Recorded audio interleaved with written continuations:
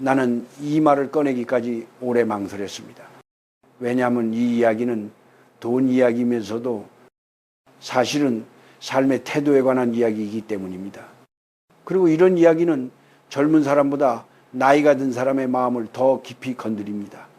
나는 평생을 살아오며 정말 많은 사람을 만났습니다. 부유했던 사람도 있었고 늘 빠듯하게 살던 사람도 있었습니다. 그런데 나이가 들수록 한 가지 공통된 장면이 눈에 들어오기 시작했습니다.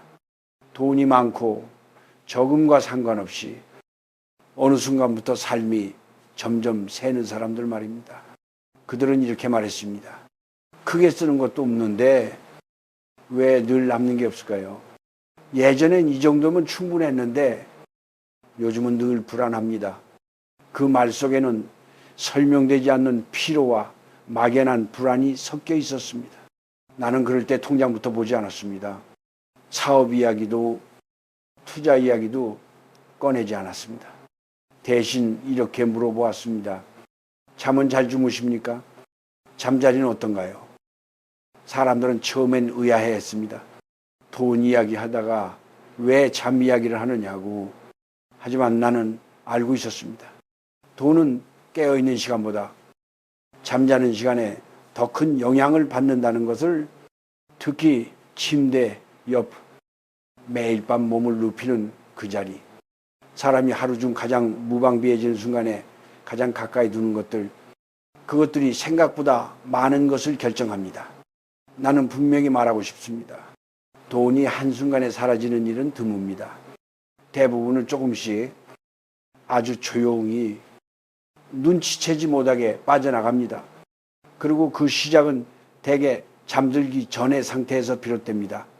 사람은 잠들기 직전 그날의 모든 감정을 끌어안은 채 눈을 감습니다. 억울했던 일, 걱정되던 일, 내일에 대한 불안, 그 모든 것이 잠자리에 함께 들어옵니다. 그런데 그 옆에 마음을 쉬게 하지 못하는 물건이 있다면 어떤 일이 벌어질까요? 몸은 누워 있어도 마음은 계속 깨어 있습니다. 깊이 자지 못하고 뒤척이고 아침에 일어나도 개운하지 않습니다. 그 상태가 하루 이틀이면 괜찮습니다. 하지만 그것이 몇 달, 몇 년이 이어지면 사람은 서서히 달라집니다. 판단이 흐려지고 작은 일에도 예민해지고 쓸데없는 지출이 늘어납니다. 돈을 쓰는 이유가 필요가 아니라 마음을 달래기 위해서 가되기 때문입니다. 나는 이것을 사람을 탓하려는 이야기가 아닙니다. 게으르다고 말하려는 것도 아닙니다. 오히려 이렇게 말하고 싶습니다. 당신은 이미 충분히 애써왔다고. 문제는 노력이 아니라 회복하지 못한 상태. 사람은 회복되지 않으면 계속 새어나갑니다. 기운도 판단도 그리고 돈도 그렇습니다. 특히 50을 넘기면 이 회복의 속도가 눈에 띄게 느려집니다.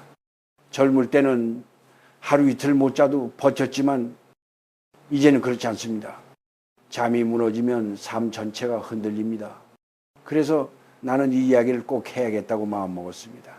침대 옆에 두는 그 물건, 아주 흔하고 아주 익숙하고 그래서 아무도 문제 삼지 않는 그것이 당신의 잠을 깨우고 당신의 마음을 흔들고 결국 돈까지 세게 만들고 있을지도 모른다는 이야기 말입니다. 아직 그 물건의 이름을 말하지 않겠습니다. 지금 중요한 것은 하나의 사실을 느끼는 것입니다. 당신이 잠자는 공간이 지금의 당신을 쉬게 하고 있는지 아니면 계속 긴장하게 만들고 있는지 말입니다. 나는 겁을 주려는 것이 아닙니다. 운명을 말하려는 것도 아닙니다. 그저 오래 살아온 사람으로서 조심스럽게 전하고 싶을 뿐입니다. 돈은 마음이 편안한 곳에 머문다는 것을. 다음 이야기에서는 왜 침대 옆에 놓인 그 물건이 특히 위험한지, 그리고 그것이 어떻게 당신의 삶을 조용히 마르게 만드는지에 대해 조금 더 자세히 이야기해 보려 합니다. 사람은 왜 침대 옆에 무엇을 두는지 깊이 생각해 본 적이 거의 없습니다. 대부분은 이렇게 말합니다. 편해서 손이 닿으니까 늘 그 자리에 있었으니까. 하지만 나는 이유 없는 습관이야말로 가장 오래 사람을 흔든다고 믿습니다. 특히 나이가 들수록 그렇습니다. 젊을 때는 무심코 지나간 일들이 50을 넘기면 조용히 결과로 돌아옵니다. 침대는 하루의 끝이자 시작입니다. 사람이 세상과 가장 멀어지는 자리이기도 하고 동시에 가장 솔직해지는 자리이기도 합니다. 그곳에서 사람은 아무 역할도 하지 않습니다. 부모도 아니고 직장인도 아니고 누군가의 기대를 감당하지도 않습니다. 그저 한 사람으로 누워 있을 뿐입니다. 그래서 침대 옆에 놓인 물건은 단순한 물건이 아닙니다. 그것은 당신이 잠들기 직전까지 무엇을 붙잡고 있는지를 그대로 보여줍니다. 나는 많은 사람들의 이야기를 들었습니다.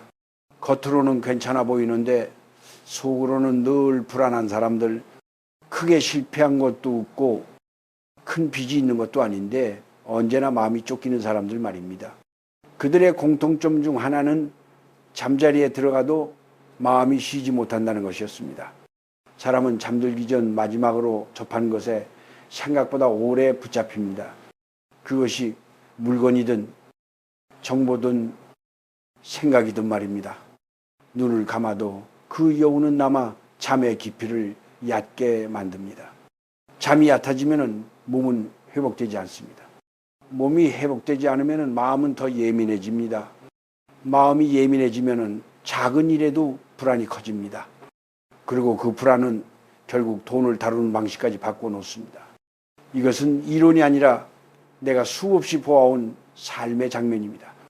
잠을 잘 자지 못하는 사람은 결정을 서두르고 선택을 후회하고 쓸데없는 지출로 마음을 달래려 합니다. 그 과정에서 돈은 이유 없이 빠져나갑니다.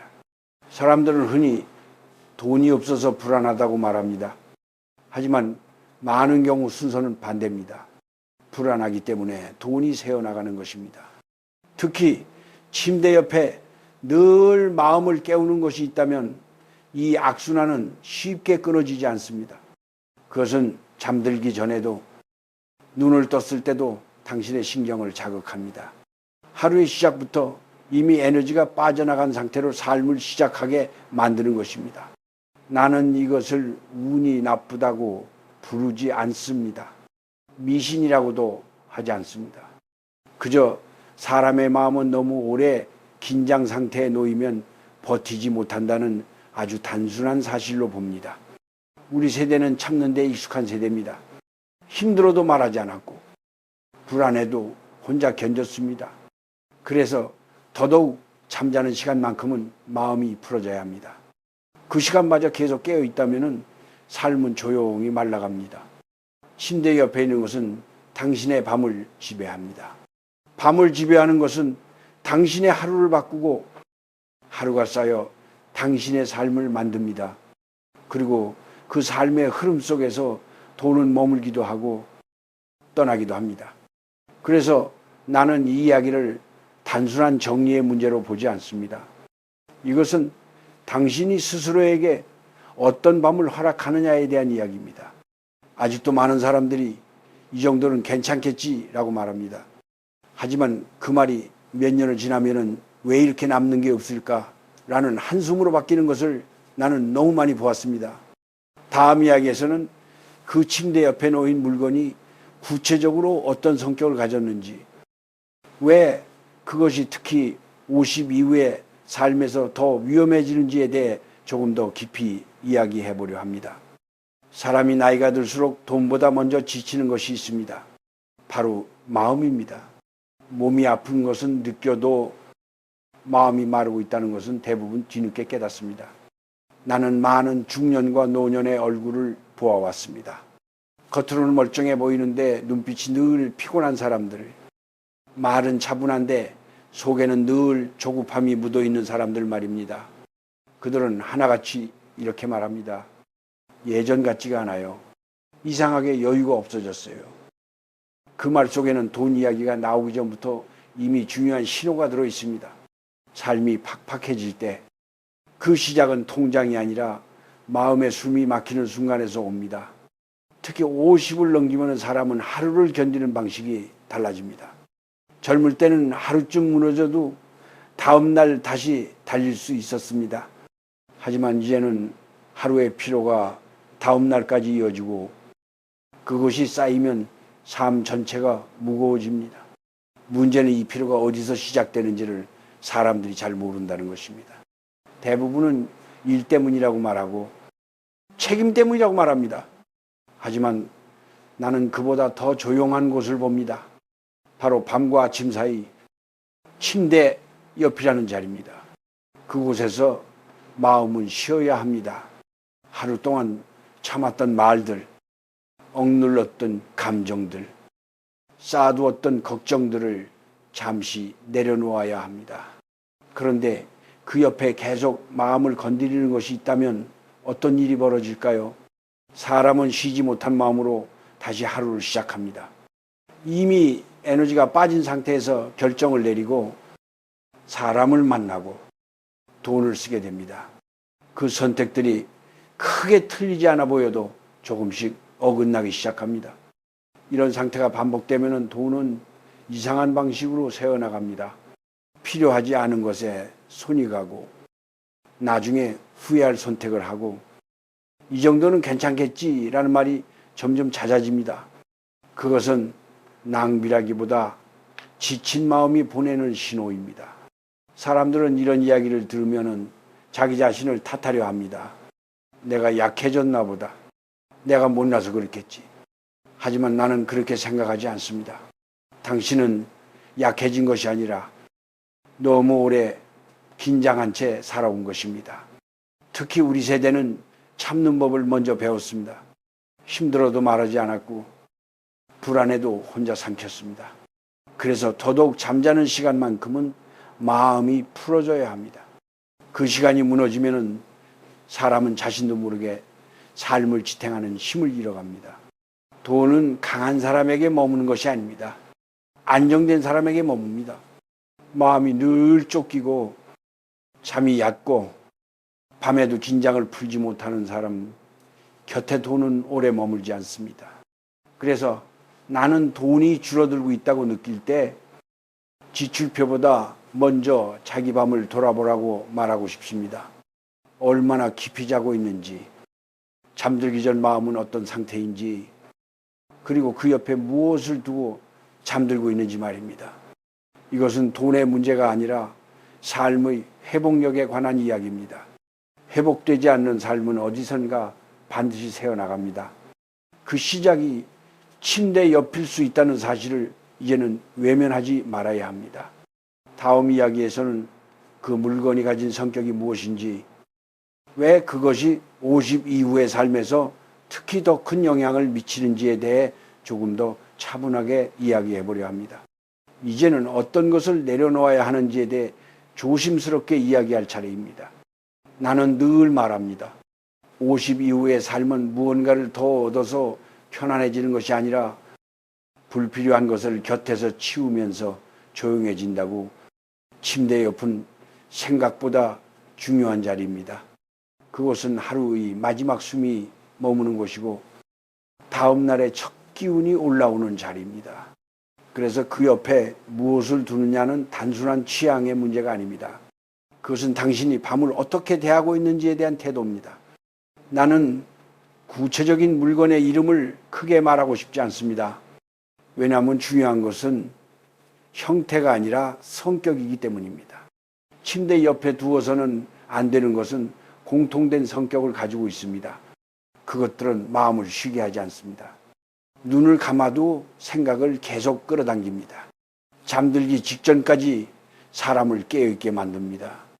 편리하다는 이유로, 습관이라는 이유로, 혹은 불안해서라는 이유로 그것을 곁에 둡니다. 하지만 그 편리함과 습관과 불안이 결국 밤을 망가뜨립니다.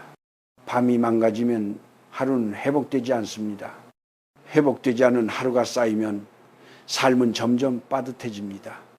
그래서 나는 이렇게 권하고 싶습니다. 침대 옆에 있는 것들 중 하나만 살펴보십시오. 이것이 내 마음을 가라앉히는가? 아니면 더 자극하는가? 이 질문에 조금이라도 망설임이 생긴다면 그것은 이미 제자리에 있지 않은 것입니다. 정리는 결단이 아니라 배려입니다. 자기 자신에 대한 배려입니다. 50 이후에는 자기 자신을 더 이상 몰아붙이지 않아도 됩니다. 이미 충분히 견뎌왔기 때문입니다. 이제는 잠자는 시간만큼은 아무것도 증명하지 않아도 됩니다. 많은 사람들이 말합니다. 이제 와서 뭘 바꾸겠어요? 하지만 나는 그렇게 생각하지 않습니다. 이 나이이기 때문에 바꿔야 합니다. 젊을 때는 무리해도 회복이 되지만 이제는 다릅니다. 작은 무리가 큰 흔들림으로 이어집니다. 침대 옆을 비운다는 것은 물건 하나를 옮기는 일이 아닙니다. 그것은 이제 나는 내 밤을 지키겠다는 조용한 선언입니다. 그 선언은 아무도 몰라도 됩니다. 당신의 몸과 마음만 알면 충분합니다. 또 하나, 말도 함께 내려놓아야 합니다. 잠들기 전 스스로에게 던지는 말들, 내일은 또 어떻게 해야지? 이렇게 살아서 되겠나? 이 말들은 침대 옆에 두는 물건보다 더 날카롭습니다. 그 말들을 그대로 안고 잠들면은 밤은 깊어질 수 없습니다.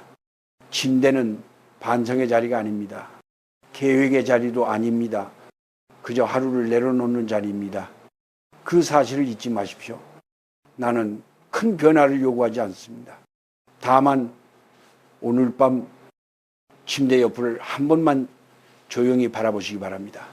그리고 마음속으로 이렇게 물어보십시오. 이것이 내 삶을 지켜주고 있는가? 아니면 조금씩 빼앗고 있는가? 그 질문 하나면 충분합니다. 다음 이야기에서는 이렇게 비워진 밤이 어떻게 삶 전체의 흐름을 다시 살려내는지에 대해 마지막으로 이야기해 보려 합니다. 이제 이야기를 마칠 시간입니다. 여기까지 이 말을 따라온 당신이라면 이미 마음 한쪽에서 조용한 변화가 일어나고 있을지도 모릅니다. 나는 그 변화가 눈에 띄지 않아도 괜찮다고 생각합니다. 50 이후의 삶에서는 큰 결심보다 작은 깨달음 하나가 훨씬 오래 갑니다. 사람들은 종종 돈을 붙잡으려고 애씁니다. 아끼고 계산하고 걱정합니다.